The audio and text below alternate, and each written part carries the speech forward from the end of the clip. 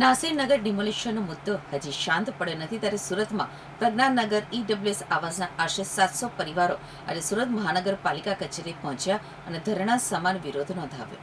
પ્રજ્ઞાનગર EWS આવાસના રહેવાસીઓ મોટી સંખ્યામાં નાના બાળકો સાથે સુરત મહાનગરપાલિકા કચેરીએ પહોંચ્યા હતા. રહેવાસીઓએ જણાવ્યું હતું કે 2 વર્ષથી વધુ સમય પહેલા આવાસોને જર્જરિત જાહેર કરીને ખાલી કરાવવામાં આવ્યા હતા. તે જ સમયે મનપાએ નવા આવાસોનું નિર્માણ, યોગ્ય વળતર અને ભાડું ચૂકવવાની ખાતરી આપી હતી.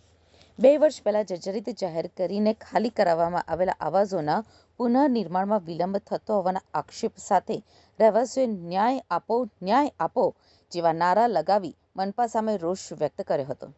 રહેવાસીઓએ વહેલી તકે નવા આવાસનું કામ શરૂ કરવા અને વચન મુજબ ભાડું ચૂકવવાની માંગ ઉઠાવી છે. પરંતુ રહેવાસીઓનો આક્ષેપ છે કે આજ દિન સુધી ન તો નવા આવાસના બાંધકામની કામગીરી શરૂ થઈ છે અને ન તો ટેન્ડર પ્રક્રિયા પૂર્ણ થઈ છે. પરિણામે આશરે 700 પરિવારો હજુ પણ ભાડાના મકાનો અથવા અન્ય સ્થળે રહેવા મજબૂર બન્યા છે.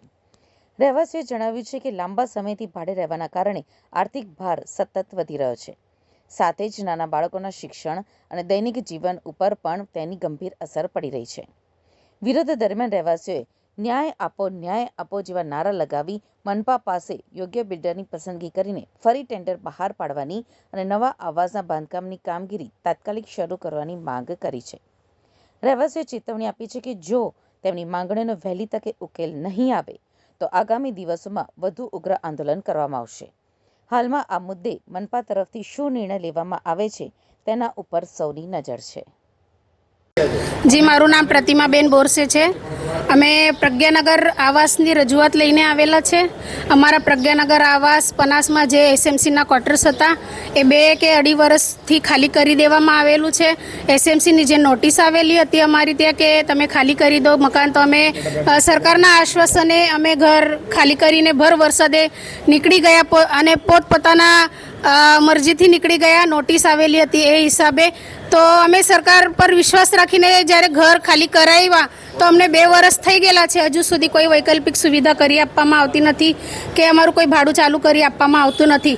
અને અમને આશ્વાસન આપતા છે કે તમને ઘર મળશે પણ ક્યારે મળશે? જ્યારે પૂછવામાં આવે ત્યારે બધા એવું કે અહીંયા બિલ્ડર ટેન્ડર પાડવાનું ના પડે કે એમને એમ કે પોસાતું નથી, બિલ્ડર હાથ લેતો નથી, એમ કે ત્યાંનું કામ એને પોસાતું નથી એમ કહેવામાં આવે છે. આવી રીતે આશ્વાસન આપવામાં આવે છે પણ ગરીબ જનતા જાય ક્યાં? 2 વર્ષથી જનતા બહુ પરેશાન થઈ છે અને પરેશાનીથી કેટલાક લોકોનું મૃત્યુ પણ થઈ ગયેલું છે ટેન્શનમાં. તો અમે ભર વરસાદે ઘર ખાલી કર્યો સરકારના ભરોસે, તો તેવી જ રીતે અમારું વિશ્વાસ મજબૂત રહે ને એવી જ રીતે અમારા જ્યાં ઘર તૂટેલા હતા એ ત્યાં જ પાછું બાંધીને આપે, નહીં તો અમારું ઘરનું ભાડું ચાલુ કરી આપે. 720 ટોટલ મકાન છે, બધા તોડી નાખવામાં આવેલા હતા અને અમને ભર વરસાદે ઘર ખાલી કરાવવામાં આવેલા હતા. અત્યાર સુધી 2 વર્ષમાં કઈ જગ્યાઓ પર તમે રજૂઆત કરી હતી અને કોને આવો હૈયા દરપત આપી તમે?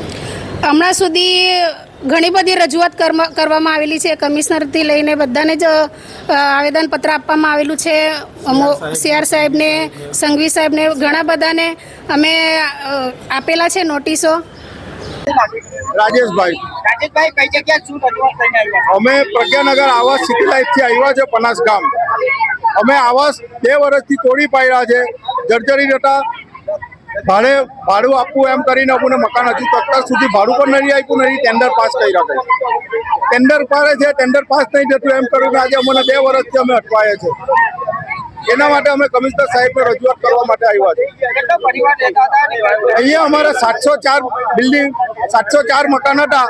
ઓછામાં ઓછા 4 થી 5 હજારનું પબ્લિક રહેતું હતું. અત્યારે અમને બહુ તકલીફ પડે છે.